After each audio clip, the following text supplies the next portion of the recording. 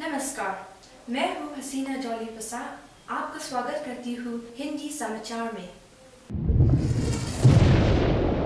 केंद्रीय मंत्री रामविलास पासवान अब इस दुनिया में नहीं रहे। उनके बेटे और लोक जनशक्ति पार्टी अध्यक्ष चिराग पासवान ने गुरुवार की शाम को उनके निधन के बारे ट्वीट कर जानकारी दी। चिराग ने अपने बचपन का एक फोटो ट्वीट किया, जिसमें वे पासवान के गोद में बैठे हैं और लिखा है, पापा, अब आप इस दुनिया में नहीं हैं, लेकिन मुझे पता है कि आप जहां भी हैं हमेशा मेरे साथ है। 74 वर्षीय रामविलास पासवान पिछले कुछ हफ्तों से बीमार चल रहे थे और दिल्ली के साकेत स्थित अस्पताल में भर्ती थे। उनके पास केंद्रीय खाद्य एवं आपूर्ति मंत्रालय था।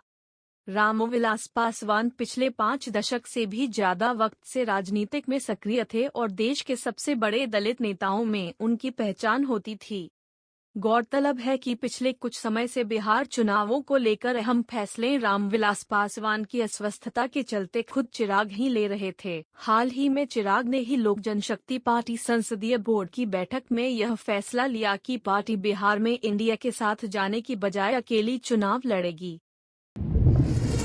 इस समय कोरोना वैश्विक महामारी संकट से घिर चुकी है। सभी देशों को कोरोना वैक्सीन से ही उम्मीदें हैं। इस बीच विश्व स्वास्थ्य संगठन यानी WHO ने कहा है कि कोरोना वैक्सीन इस साल के अंत तक मिल सकती है। हालांकि उन्होंने इस बारे में और अधिक जानकारी नहीं दी है। उन्होंने सिर्फ इतना कहा कि हम सभी को वैक्सीन की जरूरत है और उम्मीद करते हैं कि इस साल के अंत तक हमें वैक्सीन मिल सकती है। भारत भी कोरोना वायरस से सबसे ज्यादा प्रभावित होने वाले देशों में शामिल है। अमेरिका के बाद भारत में कोरोना के सबसे ज्यादा मामले सामने आए हैं। ऐसे में देश के लोग भी चाहते हैं कि जल्द कोई कारगर और सुरक्षित वैक्सीन आए। भारत की बात करें तो फिलहाल देश में 3 कोरोना वायरस वैक्सीन पर काम चल रहा है। यह सभी टीके ट्रायल के अलग अलग चरणों में है। केंद्रीय स्वास्थ्य मंत्री हर्षवर्धन कह चुके हैं कि सरकार जुलाई 2021 तक 40 से 50 करोड़ डोज उपलब्ध कराने की योजना बना रही है। आइए जानते हैं भारत में चल रहे तीनों टीकों और उनके ट्रायल के बारे में। पहली वैक्सीन कोवैक्सीन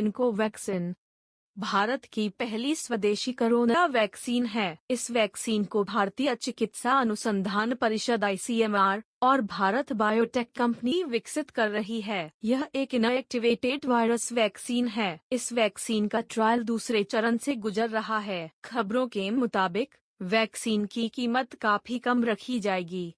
ज़ायकोव-डी देश की दूसरी स्वदेशी कोरोना वैक्सीन है। इसे भारत की बड़ी फार्मा कंपनी जाइडस कैडिला ने विकसित किया है। यह एक तरह की DNA आधारित वैक्सीन बेस्ड वैक्सीन है। यह वैक्सीन भी ह्यूमन ट्रायल के दूसरे चरण से गुजर रही है। इसकी कीमत को लेकर कोई जानकारी नहीं दी गई है।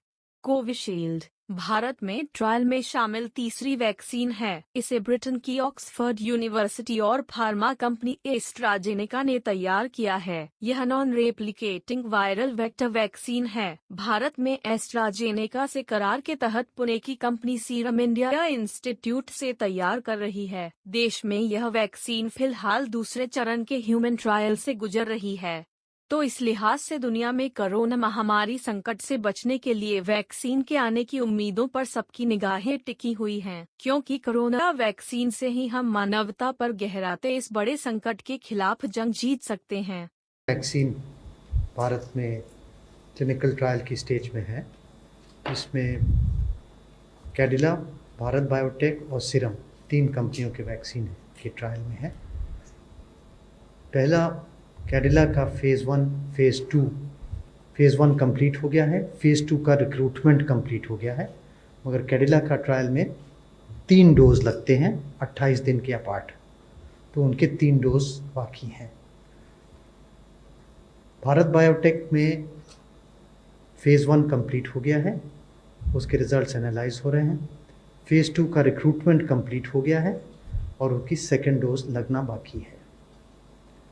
6 और सीरम इंस्टीट्यूट की फेज़ 2B3 ट्रायल जो है उसके पहले 100 मरीज़ हो गए हैं, कंप्लीट हो गए हैं। फिर उसके बाद उनका 7 दिन का उनका पॉज था, क्योंकि वो फेज़ 3 शुरू करना चाहते हैं 1500 मरीज़ों में 14 साइट्स में भारत में।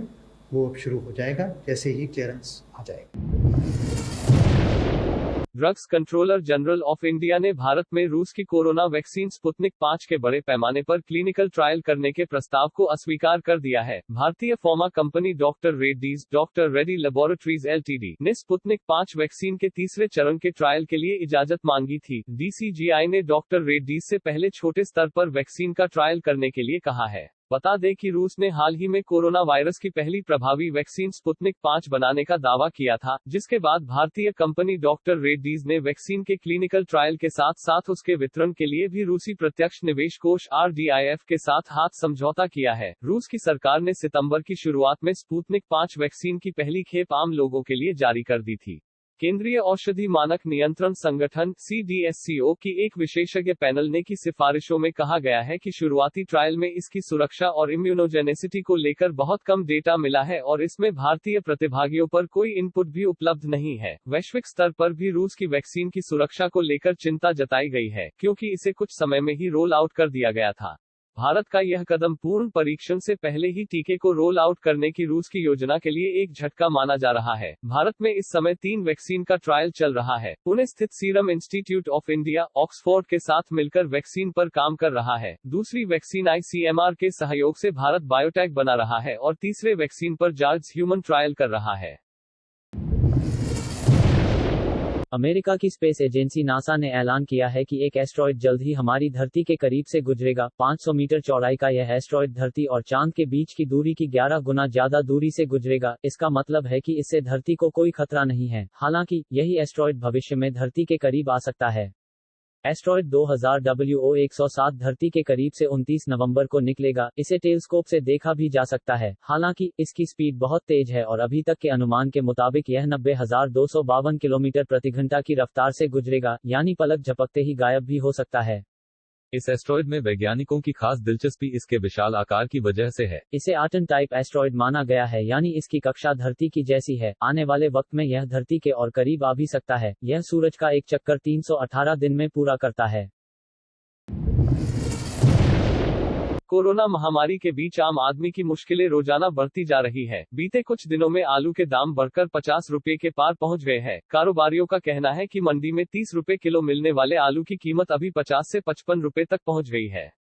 नवरात्र के कारण दाम में आगे और इजाफा होने की संभावना है। आलू के दाम में बढ़ोतरी की मुख्य वजह आवक में कमी है। आलू के साथ साथ प्याज भी महंगी हुई है। प्याज की कीमत इस समय खुदरा में 60 रुपए किलो है, वहीं थोक में इसकी कीमत 20-25 रुपए है। वहीं टमाटर की बात की जाए तो टमाटर की कीमतों में नरमी देखने को मिली है। 80 रुपए तक मिलने वाला टमाटर इस वक्त 40-50 रुपए प्रति किलो के हिसाब से मिल रहा है। क्यों महंगे हुए आलू? कारोबारी बताते हैं कि आलू की आवक पिछले साल से आधी हो गई है, इसीलिए कीमतों में तेजी आई है। इस साल कोरोना वायरस महामारी, बारिश और फिर बाढ़ के चलते बुआई और सप्लाई दोनों ही प्रभावित हुई है। 50-55 रुपए प्रति किलोग्राम हो गए हैं। वहीं कुछ खास क्वालिटी के आलू का दाम तो 60 तक भी पहुंच गया है। क्या नवरात्र में भी बढ़ेंगे दाम? आजादपुर मंडी पोटैटो ऑनियन मर्चेंट एसोसिएशन यानी पोमा के जनरल सेक्रेटरी राजेंद्र शर्मा ने बताया कि आमतौर पर नवरात्र के दौरान आलू की डिमांड बढ़ जाती है। ऐसे में कीमतों के और बढ़ने की आशंका है। आपको बता दें कि इस साल नवरात्र 17 अक्टूबर से शुरू हो रहे हैं और 25 अक्टूबर को दशहरे का त्योहार है, जिसके साथ ही नवरात्र समाप्त हो जाएगा। इस दौरान आलू की कीमत में इजाफा होने की संभावना है।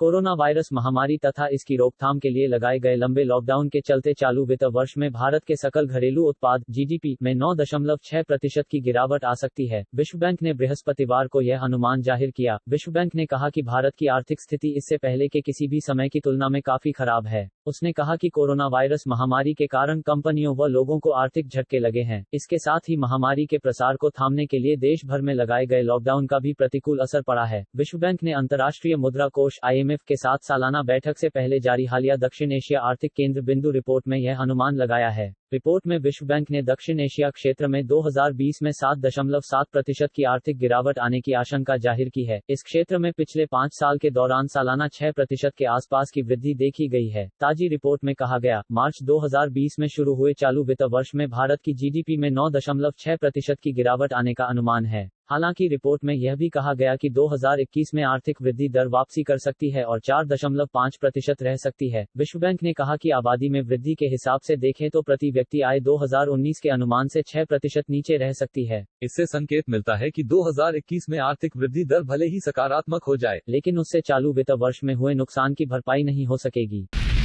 अगले हफ्ते आपसे फिर मुलाकात होगी कुछ नई